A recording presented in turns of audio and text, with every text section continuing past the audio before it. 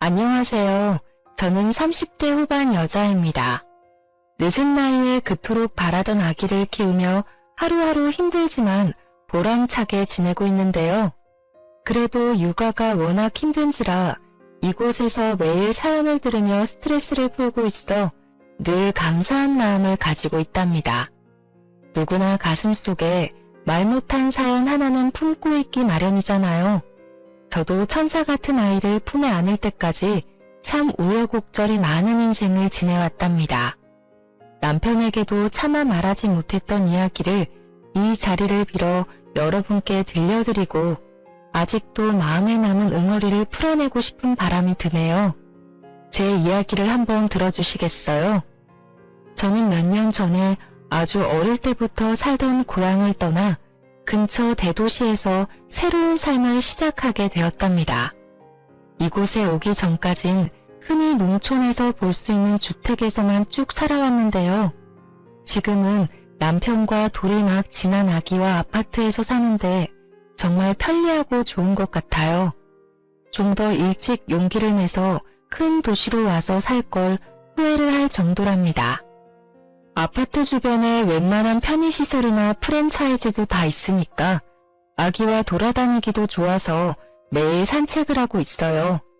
그날도 오랜만에 남편이 쉬는 날이라 같이 동네에 나가서 외식도 하고 기분 좋게 집으로 걸어오고 있는 참이었죠.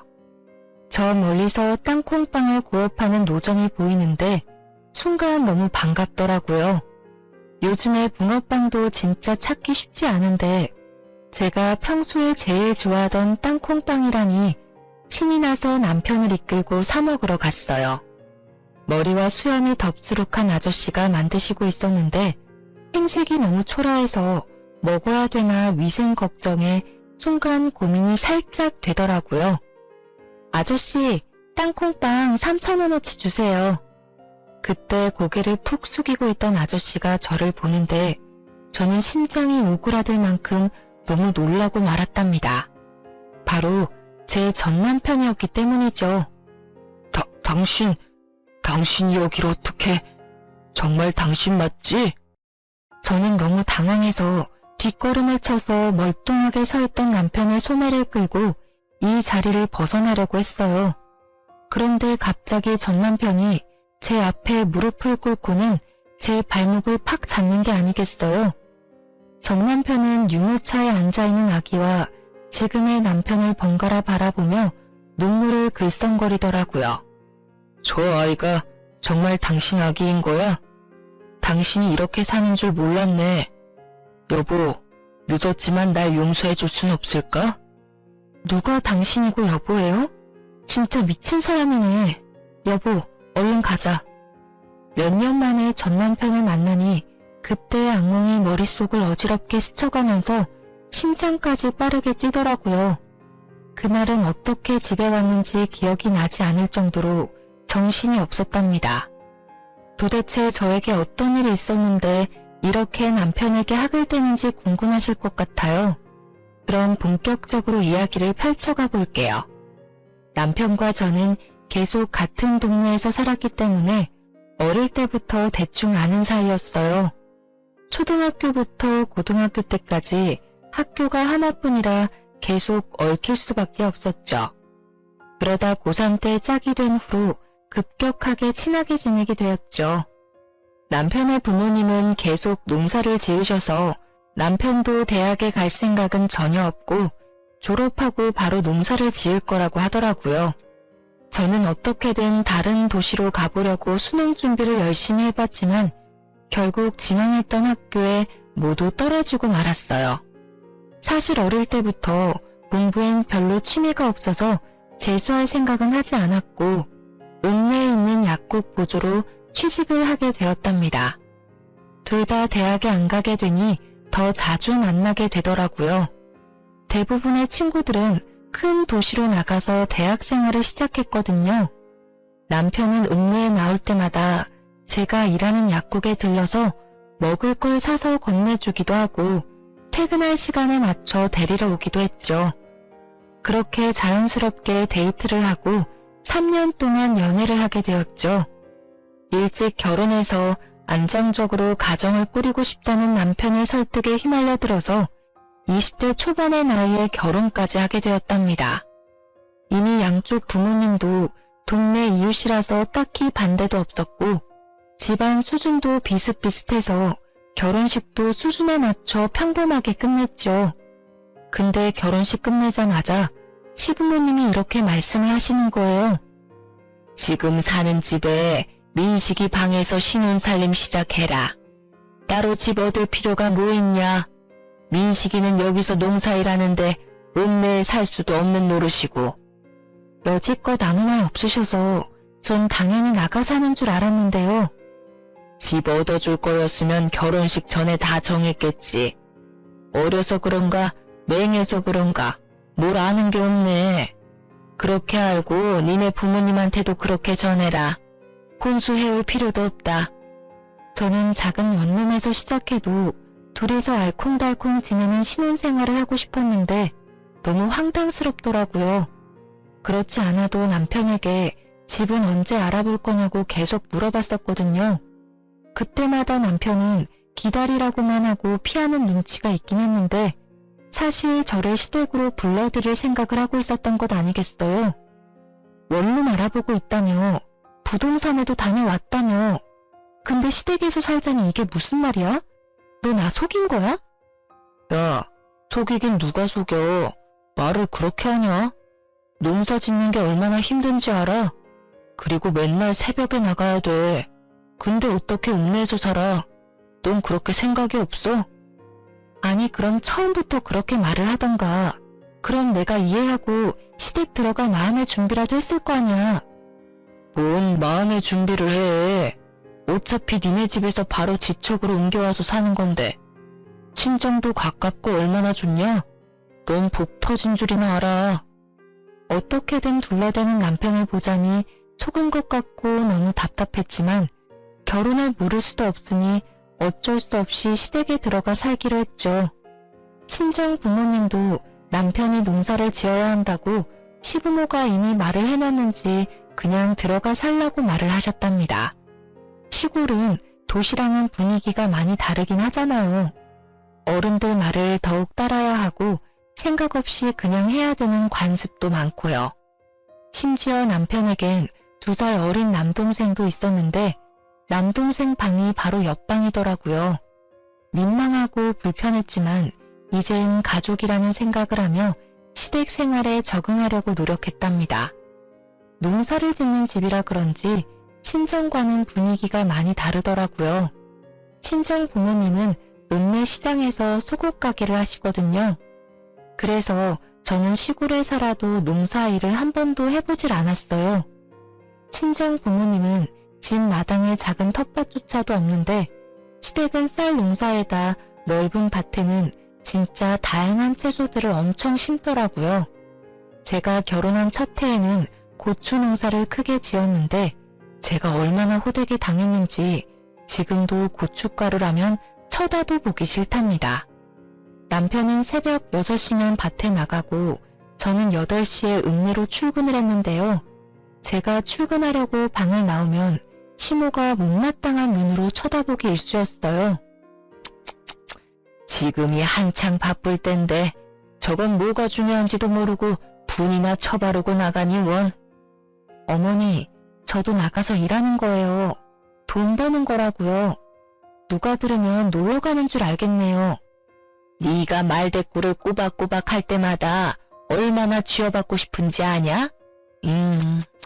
네 남편은 새벽부터 나가서 고추 딴다고 허리가 부러진다. 네 남편 힘든 거 알면 1시간이라도 일찍 일어나서 도와라. 어머니, 저도 저녁까지 일하고 오면 얼마나 피곤한데요. 오자마자 저녁까지 차려야 하고요. 아버님이 아침밥 하라고 하셔서 아침밥도 차려야 되고요. 또 말대꾸. 내일부터 1시간이라도 고추 따고 읍내 나가.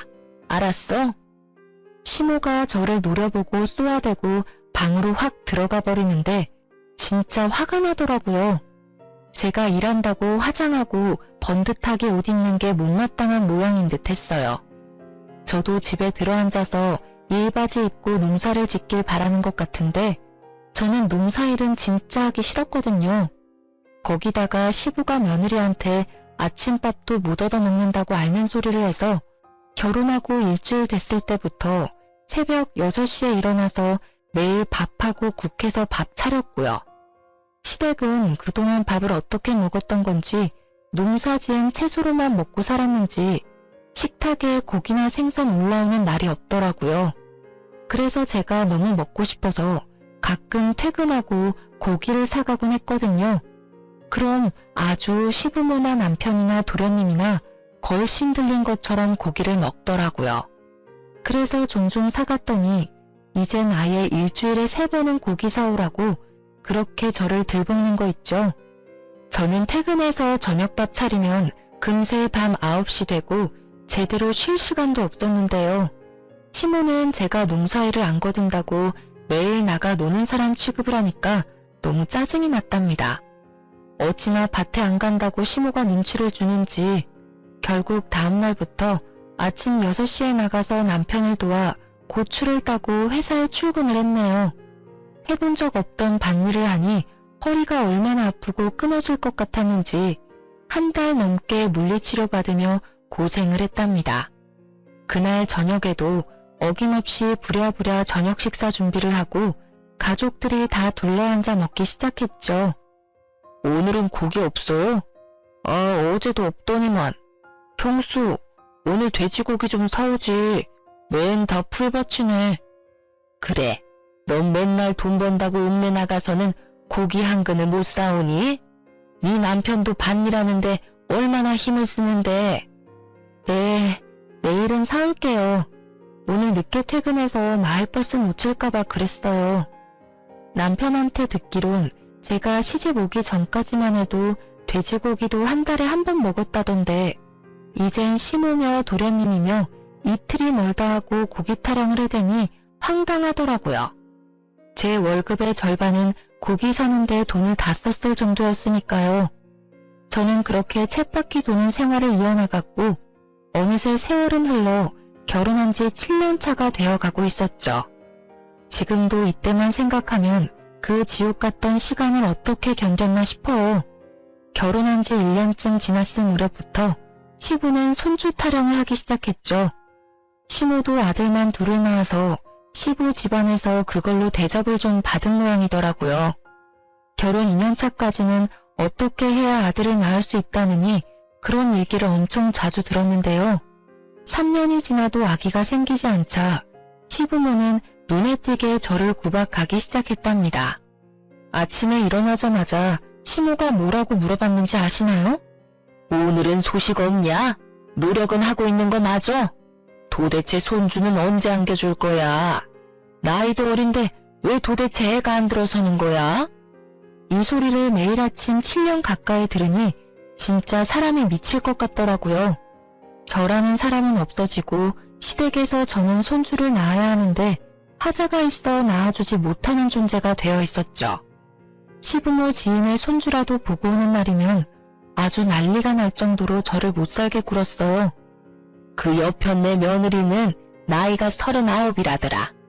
39에도 애를 낳았는데 도대체 넌 무슨 하자가 있길래 애가 안 들어서냐고. 그릇을 바닥에 던지는 건 예사였고 언젠가는 너무 화가 난다면서 제 뒤통수를 때린 적도 있었어요. 그때 시모에게 한마디라도 하며 대들었어야 하는데 그때 저는 너무 위축이 되고 그냥 맞고만 있었네요. 시부모는 친정 부모님도 점점 막대하기 시작했어요. 친정의 지척인데도 저를 친정에 보내주지도 않았고 심지어 명절에도 음식하느라 집에 가보지도 못했답니다. 시모는 우연히 친정엄마를 길에서 보기라도 하면 큰 소리로 막말을 하기도 했다고 해요. 도대체 애를 어떻게 키웠길래 나이가 20대인데 애가 안 생겨? 그럼 한약이라도 지어다가 좀 먹이던가 음식을 좀 해오던가 해야지. 주원 딸한테도 이렇게는 안 하겠네. 이 옆에 내가 뚫린 입이라고 함부로 말을 뱉어? 어떻게 키웠냐니? 금지옥엽 내 딸 데려다가 해보지도 않은 농사일 시키면서 구박이나 하면서 내가 지금 얼마나 참고 있는 줄 알아? 애가 몸이면 마음이 편해야 애도 들어설 거 아니야? 아이고, 누가 들으면 내가 아주 천하의 못된 시험인 줄 알겠네.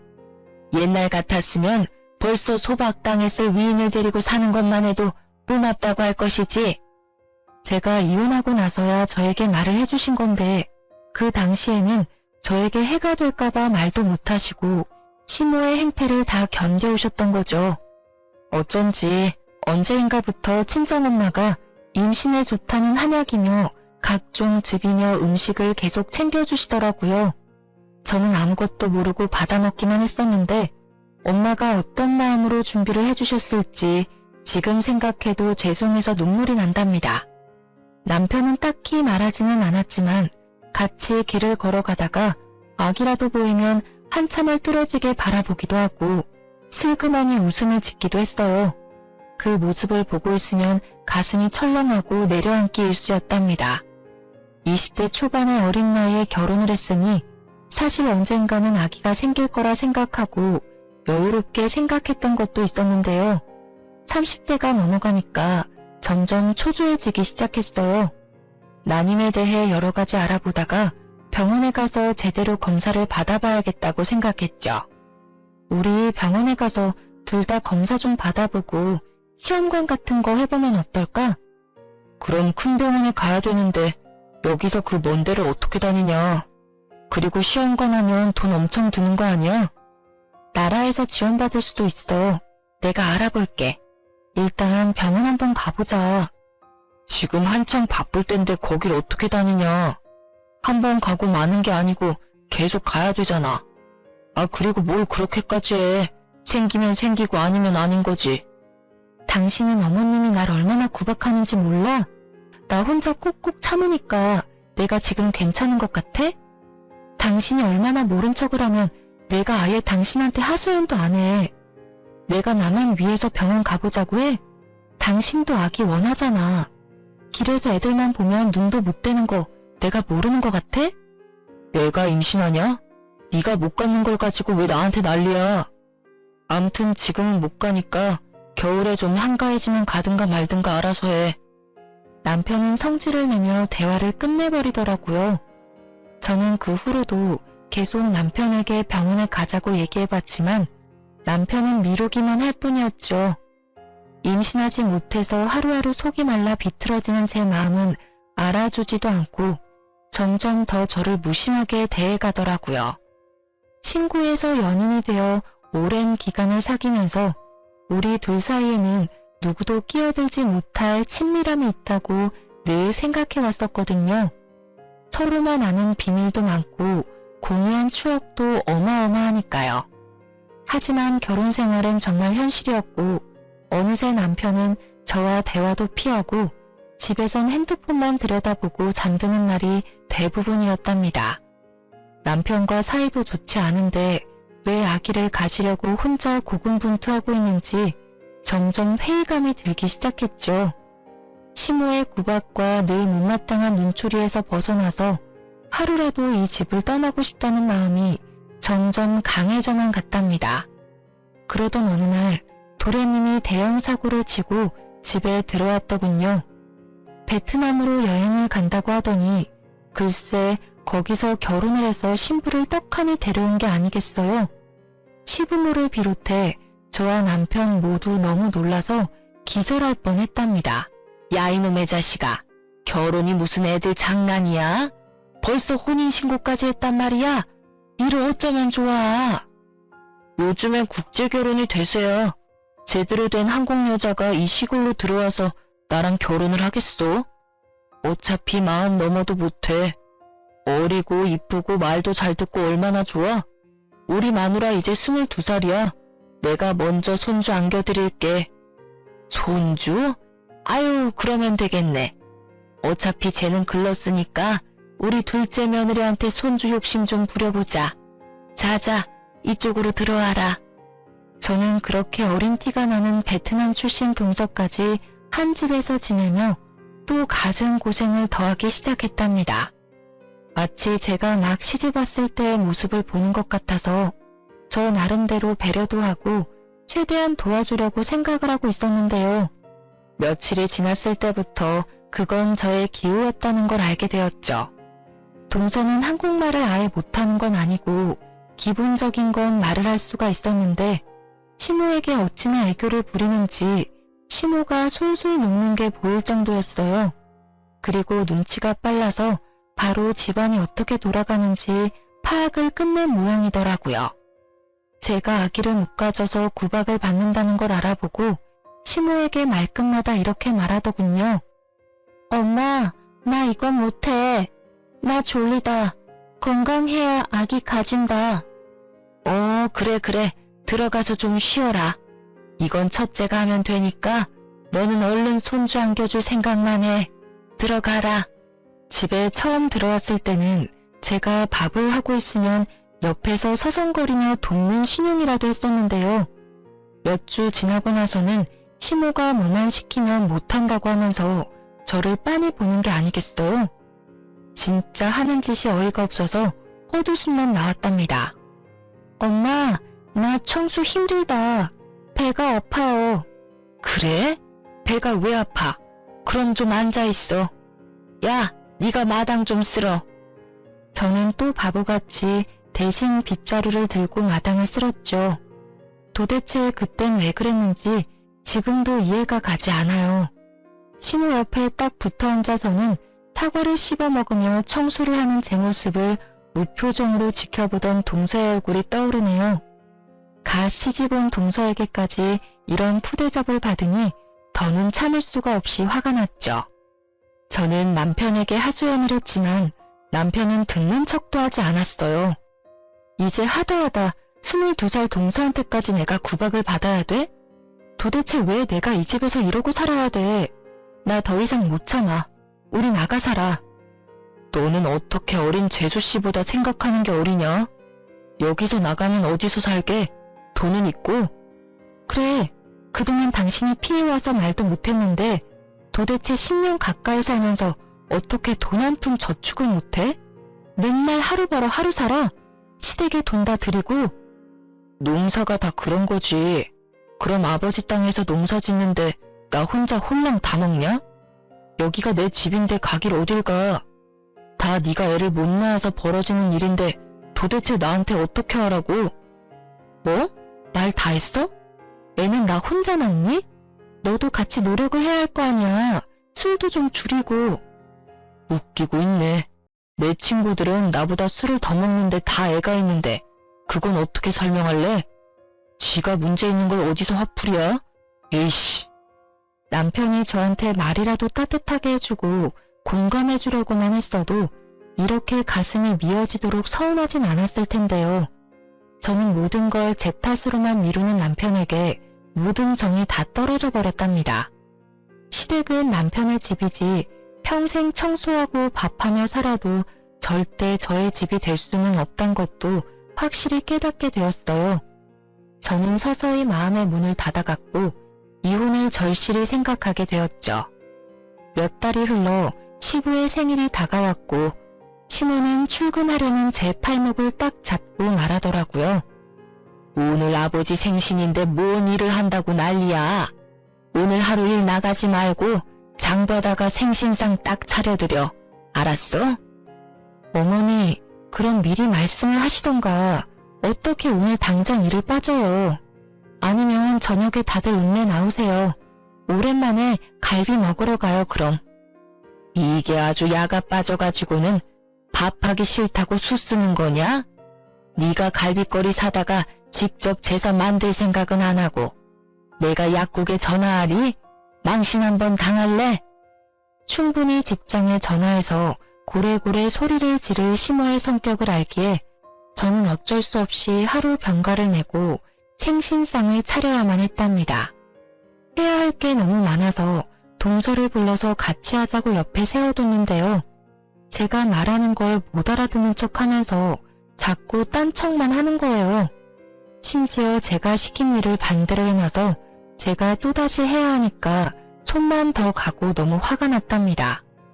동서, 씻어서 넣어야 되는데 그냥 넣으면 어떡해. 다 건지라고. 아, 비켜봐.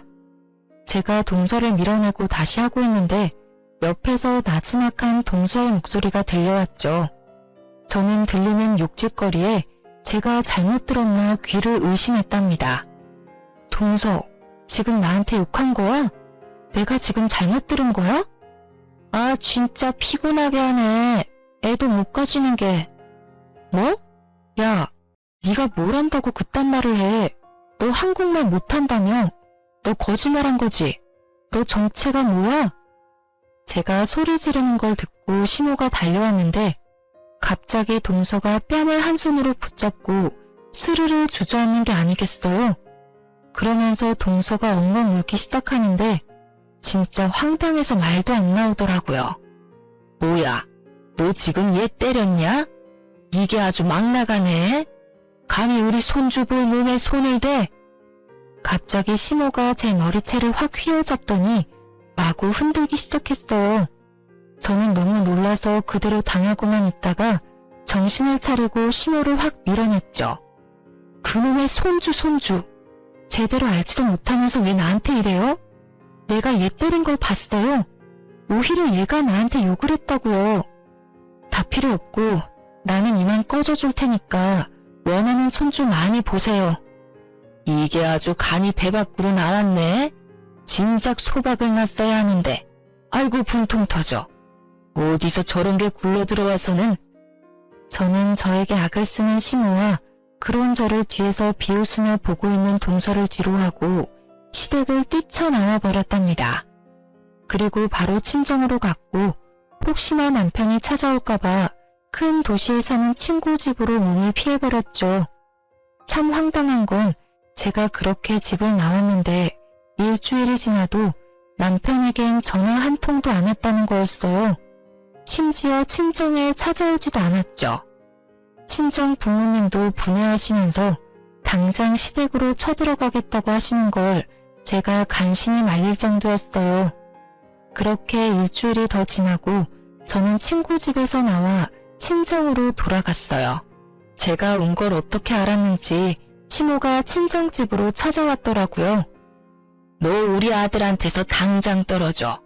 며느리라는 게 집 뛰쳐나가고 누구한테 배운 짓거리야? 이참에 아주 잘 됐어. 우리 며느리가 아주 잘 아는 동생 소개시켜준단다. 우리 아들도 어린 여자 만나서 자식도 낳고 살게 당장 이혼해. 어머니한테 들었던 얘기 중에 가장 반가운 소리네요. 바로 이혼할 테니까 다신 우리 집 근처에 발길도 들이지 말아요. 알았어요? 저는 이미 이혼을 생각하고 있었기에 오히려 이렇게 시모가 헤어지라고 하니 고마운 마음이 들 정도였죠.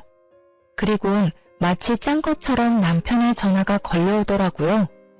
다음날 커피숍에서 남편을 만나게 되었답니다. 우리 그만하자. 이혼하고 너도 너대로 편하게 살고 나도 이제 그만 시달리고 싶다. 너 때문에 집안 조용할 날이 없다. 누가 들으면 내가 큰 잘못이라도 한 줄 알겠네. 나야말로 그 지옥 같은 집구석에서 해방시켜줘서 고마울 정도네. 세장가 간다며? 어디 한번 얼마나 잘 사는지 보자. 저는 남편의 얼굴에 제 도장을 찍어둔 이혼 서류를 던져버리고 커피숍을 나왔답니다. 그렇게 합의 이혼을 했고 집도 남편 명의가 아니었고 가진 것도 없었기에 재산 분할은 민망할 정도로 작은 액수만 받을 수 있었어요. 하지만 그런 건 상관없었답니다. 저는 10년 가까이 새벽에 일어나 아침밥하고 밤 늦게까지 설거지하고 청소까지 하고 잠드는 그 집의 식모였거든요. 더 이상 그 짓을 하지 않아도 된다니 이것보다 큰 위자료가 어디 있겠어요. 오히려 친정 부모님이 저를 대신해서 엄청 속상해 하셨답니다. 그 집구석에서 10년을 식모처럼 살았는데 돈 1,000만 원도 못 받고 나온다는 게 말이나 되니? 막말로 쫓아내는 머슴한테도 이렇게는 안 하겠다. 얼마 안 되는 돈 받으려고 그 집이랑 더 얽히는 거 싫어요. 기다린다고 돈이 나올 구멍이 있는 것도 아닌데요. 돈이야 내가 충분히 벌어서 살 수 있으니까 너무 걱정하지 마세요. 엄마야말로 다신 그 집과 연락하지도 마시고요. 저는 완전히 새롭게 인생을 시작하고 싶었어요. 그래서 큰 도시에 작은 원룸을 얻어 이사를 갔답니다. 밤낮으로 구인 공고를 보고 면접을 보면서 몇 주가 지났고 정말 다행히도 중소기업의 사무직으로 취직이 되었죠.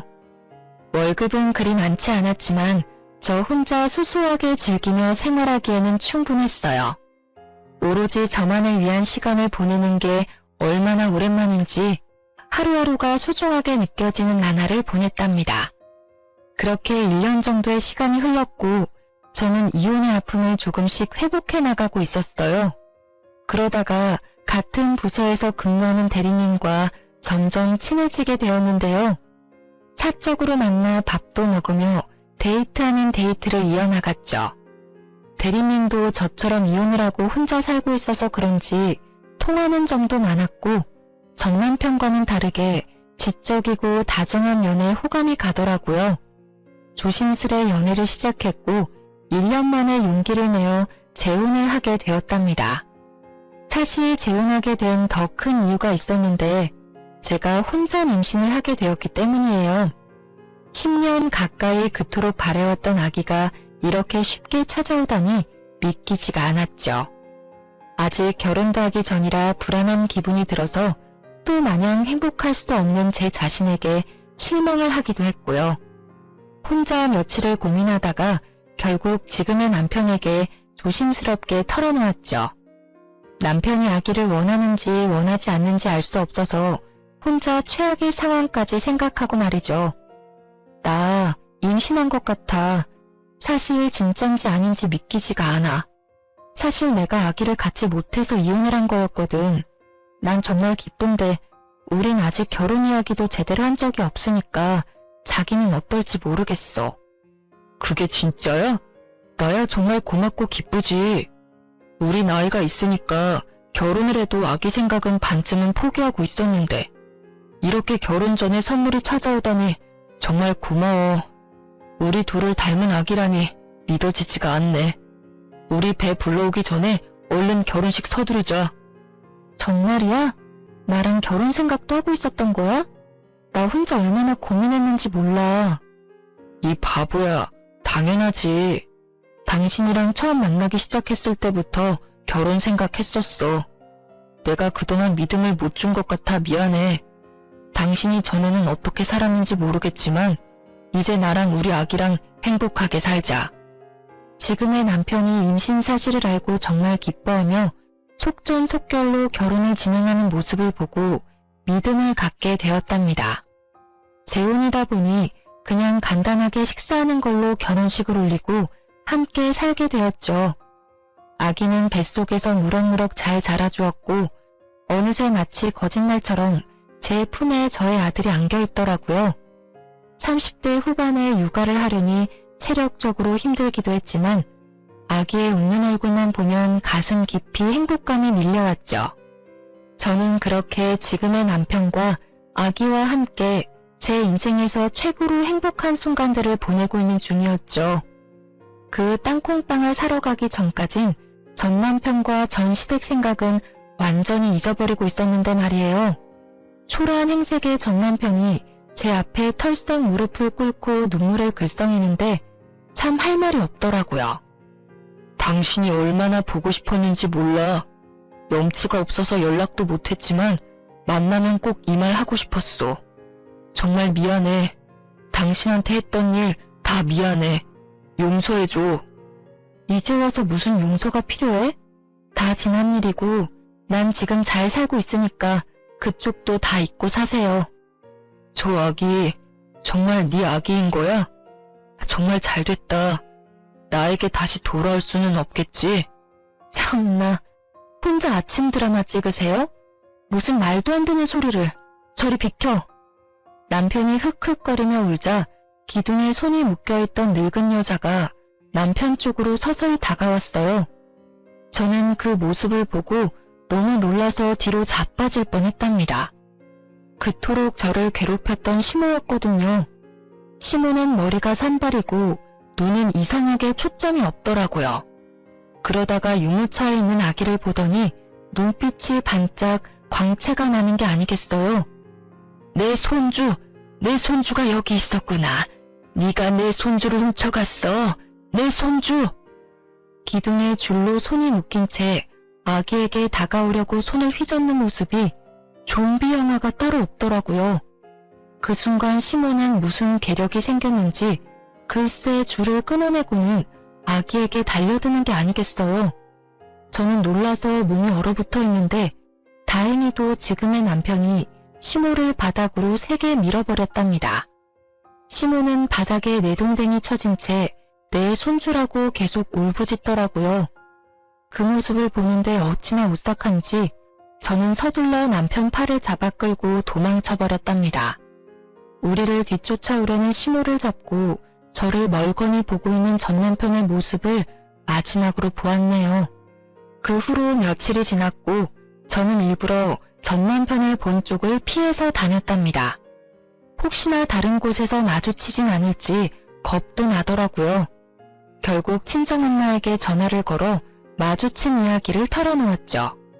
친정 부모님은 계속 같은 동네에 살았기에 싫던 좋던 시댁의 사정을 전해들을 수밖에 없었는데요. 저한텐 지금까지 아무 말도 해주시지 않았던 거예요.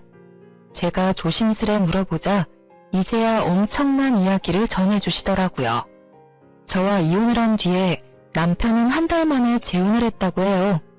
베트남 동서가 친한 동생이라면서 소개시켜줬다는데 이미 한국에 살고 있어서 속전속결로 결혼식도 안 올리고 혼인신고만 하고 살게 된 거죠.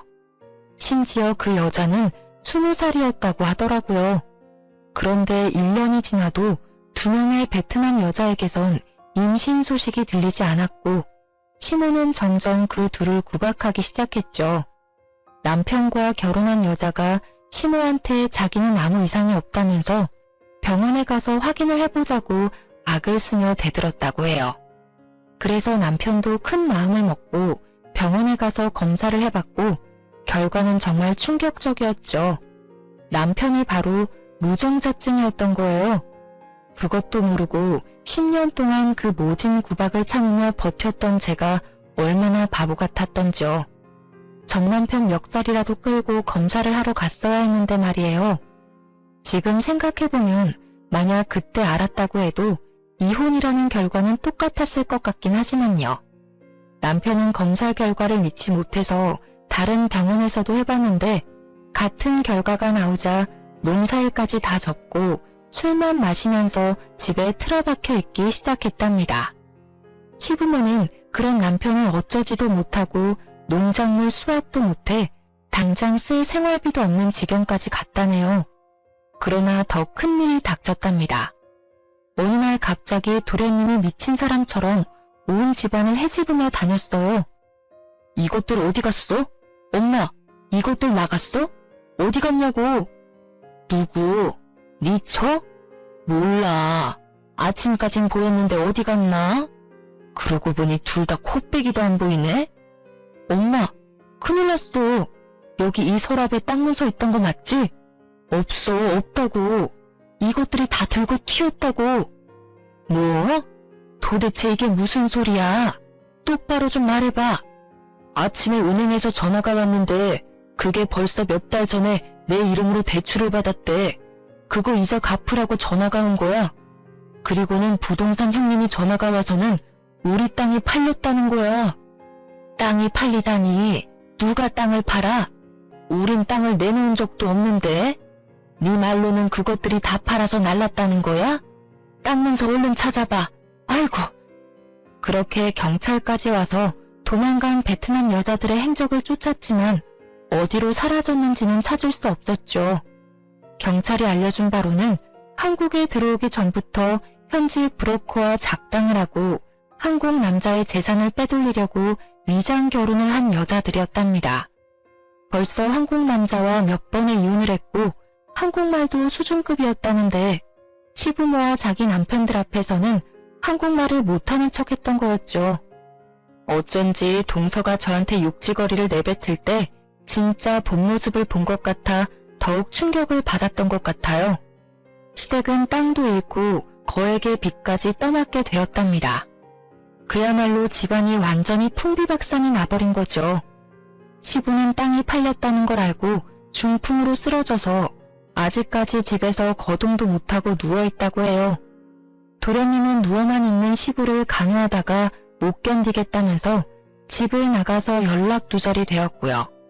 시모 역시 큰 충격을 받아서 전부터 조금씩 알아왔던 치매가 더욱 심해지게 되었다네요. 시모는 제정신이 돌아올 때마다 전 남편을 붙잡고 제 얘기를 하며 가슴을 치며 울었다고 해요. 야야, 우리 첫째는 어디 갔니? 읍내에 고기 사러 갔나? 요즘 들어 통 보이질 않는다. 무슨 소리야, 엄마가 내쫓아놓고는 이제 와서. 이게 다 엄마 때문이야. 그놈의 손주가 뭐라고 그렇게 구박을 해대더니. 아니 그럼 걔가 집을 나갔단 말이야? 앞장서라. 친정집에 있을 거 아니야. 얼른 잡아오게. 걔가 나간 게 아니라 엄마가 이혼시켜 내쫓았다고. 나한테 그 베트남 기집애랑 결혼하라고 손주 봐야 된다고 꼬드기지만 않았어도 우리 집 이렇게는 안 됐을 거야. 엄마 손주 욕심 때문에 다 망해버렸다고. 당연히 잘 살길 바라진 않았지만 이 정도로 처참하게 망해있을 줄은 상상도 못했었는데요. 시모가 손주 욕심을 부리다가 벌어진 일이라 자업자득이라고 밖에 할 수 없을 것 같네요. 당장 먹을 쌀도 없는 지경에 이르자 전 남편이 정신을 차려야겠다고 생각을 했나 보더라고요. 친구들에게 돈을 빌려다가 땅콩빵 장사를 시작하게 된 거였고요. 집에는 이미 시부가 누워있고 정신이 나간 시모를 집에 같이 둘 수가 없어서 장사하는 곳마다 어쩔 수 없이 데리고 다녔다는데요. 시모는 치매가 걸렸어도 손주는 포기를 못했는지 길에서 아기만 보면 내 손주라고 악을 쓰며 빼앗아 가려고 했다고 해요. 아기 엄마들은 도둑년이라고 때리려고도 해서 벌써 경찰서에도 몇 번이나 다녀왔었다네요. 그래서 결국 전 남편이 시모가 움직일 수 없도록 묶어두고 장사를 하게 되었던 거죠. 내가 다시는 그 집구석 얘기는 너한테 하지 않으려고 했다. 혹시나 그 집 인간들이 널 찾아갈까봐 네 아버지가 엄청 단속했지. 다 너한테 저지른 일 되돌려 받은 거니 난 오히려 속 시원하다. 이젠 그 집구석 얘긴 다시 물어보지 말고 지금 네 가족하고 잘 살기만 해. 친정엄마는 이야기를 끝내시며 저한테 더 이상 궁금해하지 말라고 못을 박으셨죠. 그래도 오랫동안 함께 지낸 세월이 있어서 그런지 시댁의 나쁜 소식에 마냥 기쁘지만은 않았지만 한편으론 속이 시원하기도 했어요. 이런 마음조차 갖지 않고 아예 잊고 사는 게 최고라는 생각이 들어 계속 저에게 물어보는 지금의 남편에게도 대충만 얘기해주고 말을 아꼈답니다. 저는 그날에 다시는 안 보고 싶었던 시모의 얼굴을 우연히 마주쳐서 너무 놀랐고 우리 아기를 향해 달려들던 모습이 아직도 가끔 머릿속에 떠올라서 꿈에서까지 나오기도 하는데요.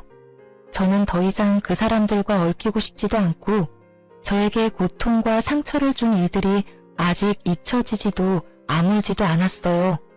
전 남편이 저에게 지나간 세월에 대해 용서를 바랬지만 저는 용서도 동정도 하지 않고 그냥 묻어두려고 해요.